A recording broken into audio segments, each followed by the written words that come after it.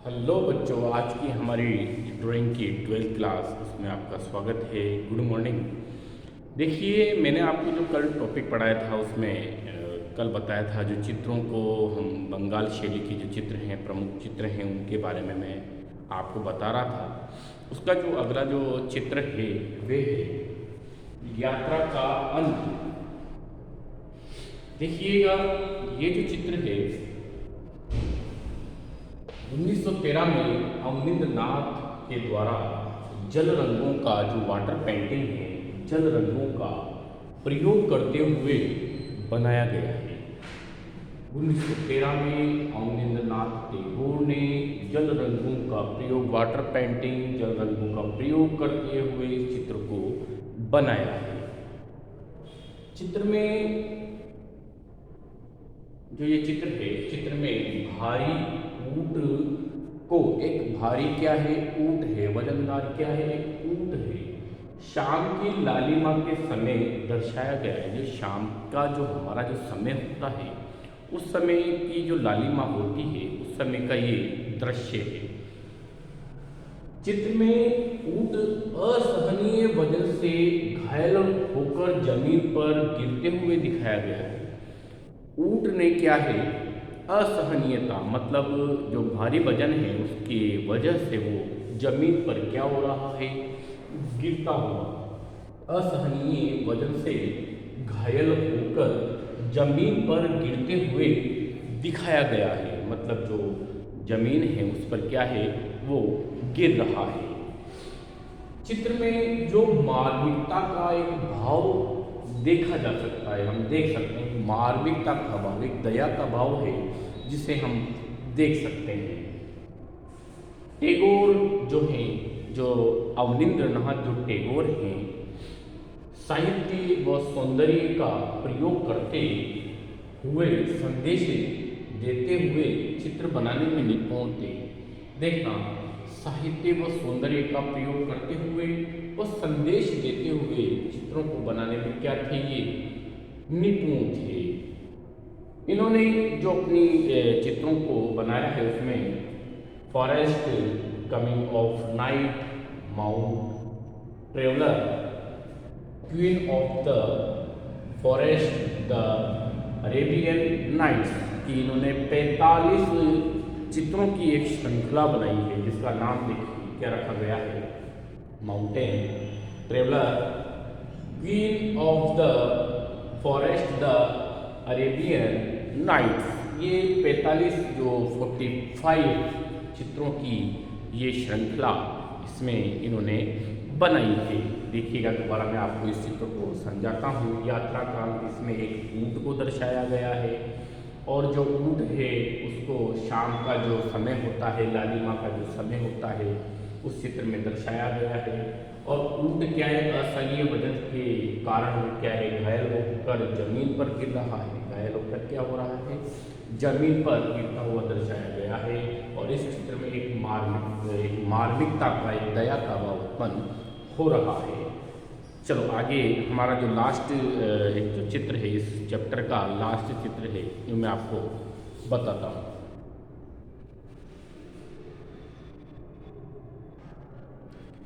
आइए हम हमारे जो अगले चित्र की ओर चलते हैं। बंगाल शैली के प्रमुख चित्रों में जो हमारा लास्ट चित्र है वो है महिला के साथ बालक, महिला के साथ बच्चा। देखिएगा, महिला के साथ जो बालक हमारा जो चित्र है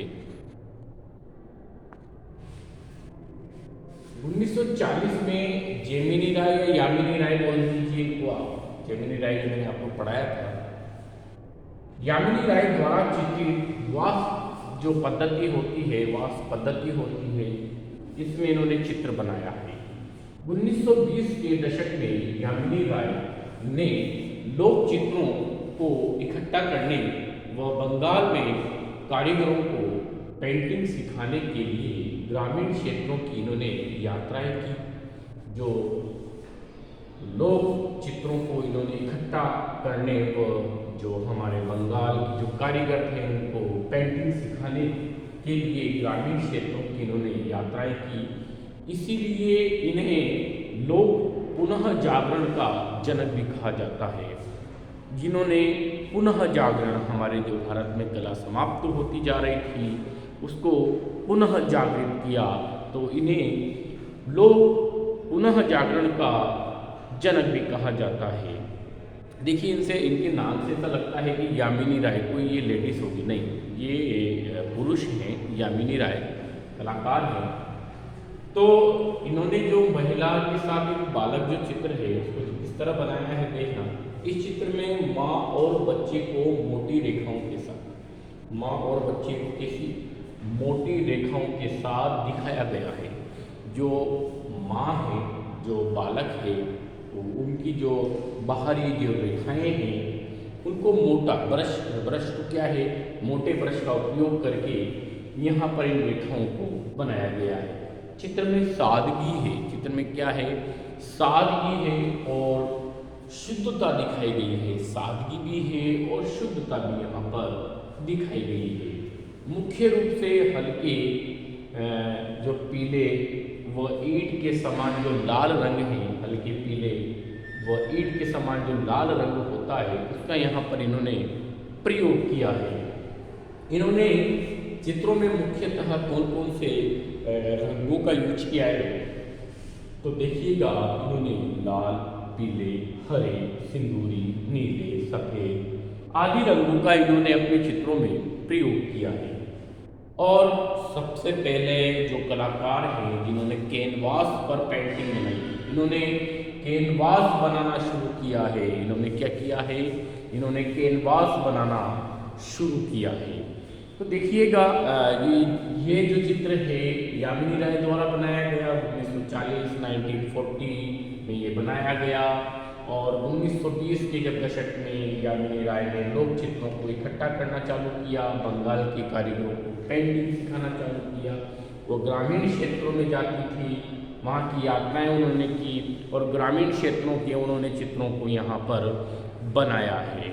इसके अलावा जो चित्र है माँ और शिशु का या महिला और बालक का, उसमें इन्होंने माँ और बच्चे को जो मोटी रेखाओं में यहाँ दिखाया गया है और बड़ी सादगी और शुद्धता के साथ यहाँ दर्शाया गया है। इनको मुख्य रूप से जो रंग इन्होंने भरे हैं उस चित्र में हल्के पीले व ईंट के समान उन्होंने लाल रंगों का इसमें प्रयोग किया है।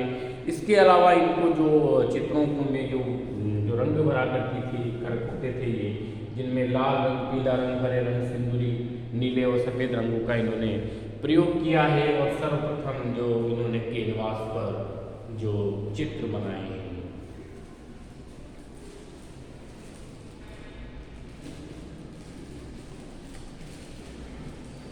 आज का ये जो चैप्टर है आपका जो बंगाल शैली जो मैं आपको पढ़ा रहा था, उसके जो प्रमुख चित्र हैं वे अब पूरे हो चुके हैं।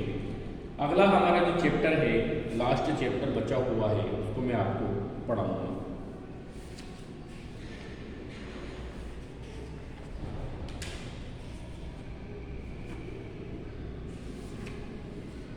अगला जो हमारा 7 चैप्टर है वो हट चुका है। हम जो अब पढ़ेंगे 8 चैप्टर जिसका नाम है भारत की जीवांत कला और परंपरा। जो भारत की जीवांत कला और परंपरा है उसके बारे में हम अगले चैप्टर में पढ़ेंगे। देखिएगा, मैं इसको एक बार वापस रिवीजन करवाता हूँ आप इसको, इस चैप्टर को। मैंने सबसे पहले आपको कंपनी शैली, बंगाल शैली और जो राष्ट्रीयवाद है, हमारा सांस्कृतिक जो राष्ट्रीयवाद है उसके में बारे में बताया था कि अंग्रेजों द्वारा जो पेंटिंग है, जो कंपनी शैली है, यूरोपीय जो लोग थे यहाँ हमारे भारत में आए।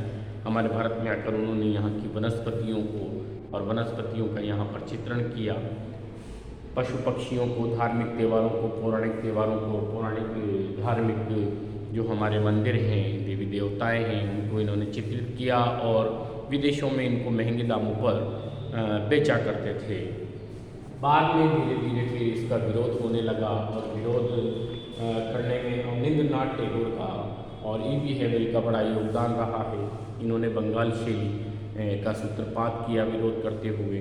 उसके बाद राजा रविवर्मा आए। राजा रविवर्मा ने भी यहाँ पर तेल रंगों का प्रयोग किया है, राजा रविवर्मा ने भी। उसके बाद फिर यहाँ पर जो बंगाल शैली थी उसमें नंदलाल, इनके जो शिष्य थे, नंदलाल बोस हैं, शैलेंद्र नाथ हैं, यामिनी राय है, रविंद्रनाथ हैं, इन सब ने यहाँ पर जो भूमिका निभाई और बंगाल शैली की जो प्रमुख चित्र है वे मैंने आपको पढ़ाए।